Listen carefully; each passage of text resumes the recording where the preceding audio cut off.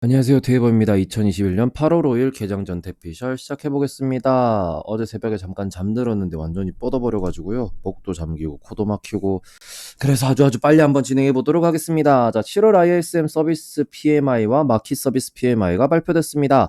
둘 다 조금은 이게 엇갈린 결과를 보여줬다라고 볼 수 있을 것 같은데요. 그래도 세부 지표로는 공통적인 모습을 보인 점이 좀 있습니다. 양업체 모두 현재 경기 회복이 고점을 지나고 있다라는 의견을 덧붙였습니다. 그러면서 앞으로 천천히 PMI 지수들이 하향 안전화될 것이다라는 의견도 제시했다라는 겁니다. 말 그대로 우리가 지표로 보든 경제 회복 상황을 보든 숫자가 나타내는 것은 이제 경제 회복 속도가 많이 더뎌질 것이다 라는 이야기를 했어요. 자, 거기다가 뉴욕 증시가 어제는 출발이 조금 부진했습니다. 그런데 출발도 부진했지만 결과도 부진했어요. 자, 그것은 예상보다 센 델타의 습격으로 인해서 미국 경제 고점론이 계속 나오고 있다. 말 그대로 지금 고점이냐 아니냐에 대한 이야기가 계속 나오고 있는데 ADP 집계 7월 고용이 33만 명으로 나왔습니다. 예상치의 반토막밖에 안 났다라는 것이고 이것은 비농업 관련된 이런 일자리 증가세가 33만밖에 안 됐다라는 겁니다.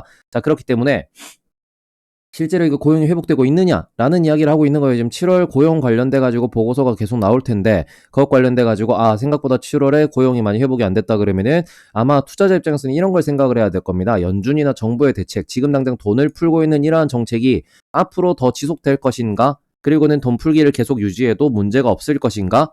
그러면서 최악의 스태그플레이션 경고의 목소리가 나오고 있다라는 얘기도 있죠. 돈은 계속 풀고 있으니까 자산의 가격은 올라가고 물가도 올라가고 있는데 이 상황에서 성장이 느려진다라고 하면은 그걸 스태그플레이션이라고 부릅니다. 성장은 낮는데 가격은 올라간다. 소비가 줄어들 수 있고 그러면 디플레로 연결될 수 있다. 이것을 어떻게 해결할 것인가? 라는 지금 고민을 하고 있다라고 보셔도 될 것 같아요. 자, 그렇기 때문에 우리가 좀 많은 복잡한 셈법을 좀 계산을 해야 되는 상황이다라는 건데 여기다가 한 가지 더 얘기가 나오는 게 이제 제조업 기업들 같은 경우에는 주로 출근을 해야 됩니다. 축산업이라든지 아니면은 농업은 그럴 필요 없겠죠. 제조업, 자동차를 만든다든지 이런 회사들 같은 경우에는 출근을 하면서 그 내에서 사람들이 부대끼며 생활을 하게 되는데 같은 라인 내에서 이 사람들이 백신을 맞을 것이냐라고 했을 때 원래는 올 이제 여름 이제 한 3개월 4개월 전만 하더라도 백신이 보급이 빨리 되고 있고 그러면은 이제 바이러스도 생각보다 이제 신규 확진자 수도 줄어드니까 괜찮지 않냐라고 했지만 델타 변이가 생각보다 더 빠른 감염 속도를 보여주면서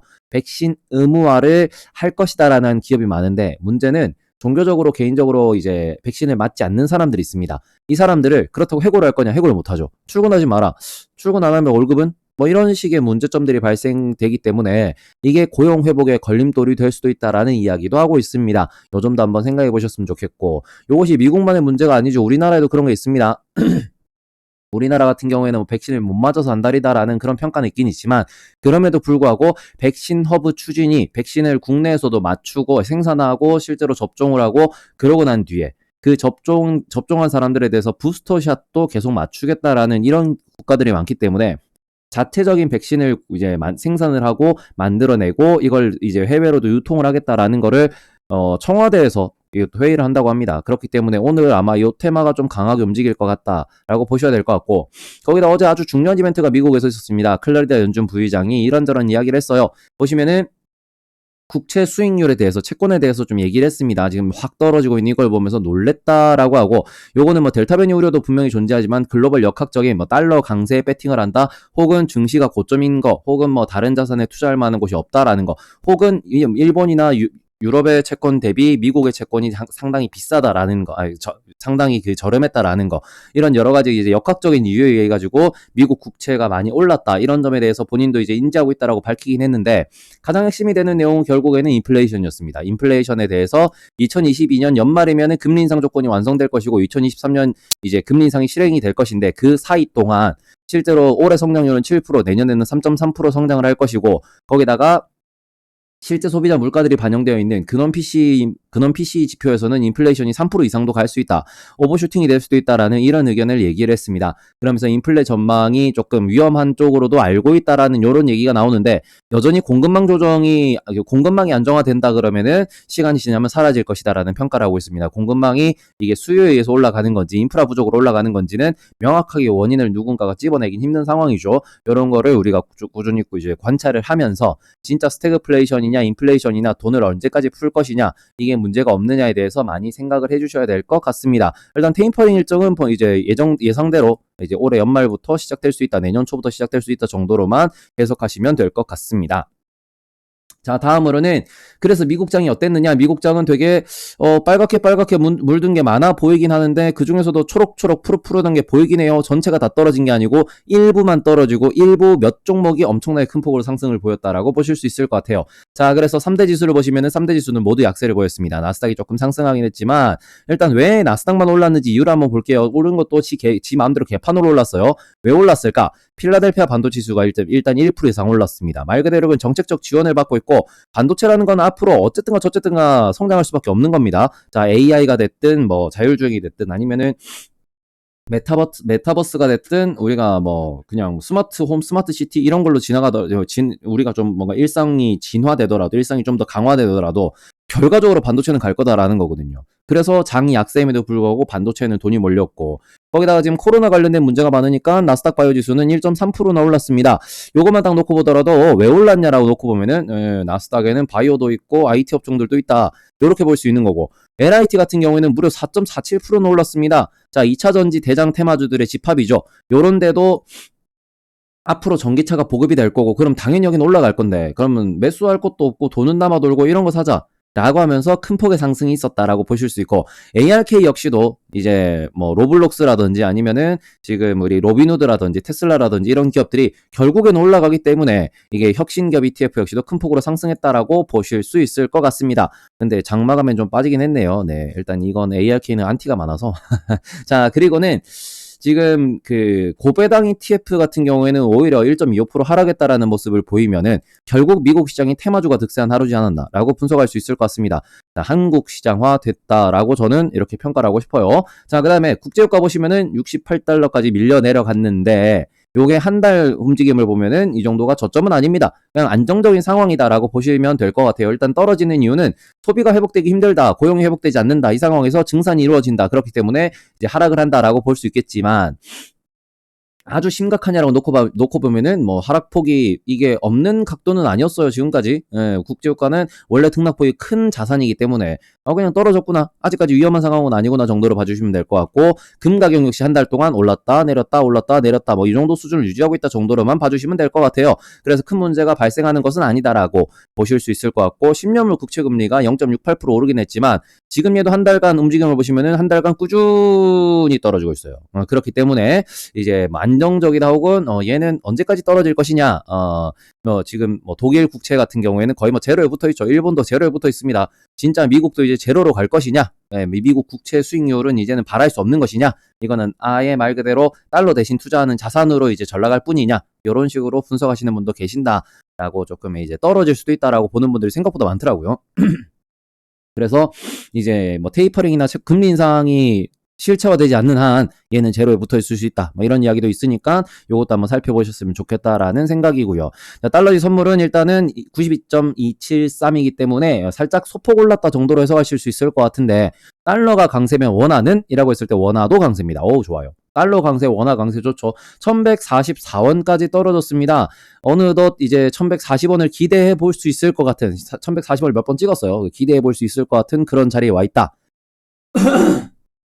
작년에는 내도록 1280원에서 쭉 밀려내려서 1110원이 깨지는 그런 모습까지 보여줬지만 지금 다시 쭉 올라왔는데 요게 추세의 변화를 이끌어낼 수 있을지, 그러면은 코스피는 좀 더 강세로 갈 수 있겠죠. 그런 것들을 우리가 지켜보셨으면 좋겠다라는 생각이고요. 그 다음에 뭐 EWITF 같은 경우에는 오늘 한국장이 아주 좋았기 때문에 갭 상승에서 시작해서 거의 제자리로 마감됐다라는 점, 큰 변동 없었다라는 점으로 보시면은 오늘도 너무 걱정하실 건 없을 것 같아요. 자, 그리고 원자재 시장에서는 구리가 1% 가까이 떨어졌지만 대부분 제자리 걸음을 했습니다. 큰 폭의 움직임 없었다 정도로 보실 수 있을 것 같고, 그 다음에는 이제 글로벌 주요 지수 같은 경우에는 유로스톡스가 0.65% 올랐습니다. 그럼 이 정도만 놓고 보더라도 0.65% 그냥 오늘 월요일 날 유럽이 오르고 미국이 안 가고, 화요일 날 미국이 오르고 유럽이 안 가고, 수요일 날 유럽이 오르고 미국이 안 갔으니까 내일은 미국이 가고 유럽이 안 가겠네? 그 정도로 그냥 장난스럽게 해석하시면 될 것 같아요. 문제가 있는 것은 아니다 정도로 볼 수 있을 것 같습니다. 자, 그리고는 이제 5조를 내다판 외국인들이 LG화학과 SKI 테크놀로지, 삼성 SDI, 그 다음에는 통신 관련돼서 SK텔레콤 이런 거를 많이 매수를 했고, 네이버 카카오 같은 거를 많이 매수를 했다더라 정도입니다. 지금 보시면은 외국인들이 이번 주에 엄청나게 매수를 많이 하고 있는데 어떤 종목을 팔았느냐? 작년 가을에 동시에 삼성전자와 삼성전자 우선주, 그 다음에 현대차 그룹을 엄청나게 팔아제꼈어요. 자, 현대차 그룹은 오랫동안 물려 있었고, 삼성전자 같은 경우에는 너무 큰 폭으로 올랐기 때문에 삼성전자에서 기대할 만한 수익이 이미 초과 달성됐으니까 차익을 실현하고 아직 매수를 안 누르고 있다라고 보시면 될 것 같아요. 다시 매수를 누르는 이유는 특별 배당이 있으니까. 연말 기준 보고 혹은 2, 3년 보면서 들어오는 외국인들도 지금도 있을 것 같긴 해요. 그런 점을 보시면은 우리도 이제 외국인과 같은 시계를 보고 있으면은 매수를 눌러도 될 것이고, 아니야 나는 단기로만 먹고 나올 거야 그러면은 삼성전자 지금 들어가시면 안 됩니다. 그런 거 아셨으면 좋겠다라는 겁니다. 어쨌든 지금 외국인들이 던지고 있는 것은 우리나라 대형주를 던지고, 주요 대형주를 던지고, 전 세계를 기준으로 국내에서 가장 잘하고 있는 그런 기업들, 그런 섹터들을 매수하고 있다라고 보시면 좋을 것 같아요. 글로벌로 정보의 공유가 워낙 빠르기 때문에 전 세계에서 이거는 이 나라가 제일 잘해라고 하면은 그쪽으로 가는 거죠. 그래서 우리나라는 메모리 반도체라든지 아니면은 2차 전지 같은 경우에 상당히 좀 두각을 나타낼 수 있고, 그 다음에 한국, 중국, 일본 정도 놓고 봤을 때, 아시아를 놓고 봤을 때 IT 관련돼 가지고는 동남아 몇몇 기업과 또 우리나라에 있는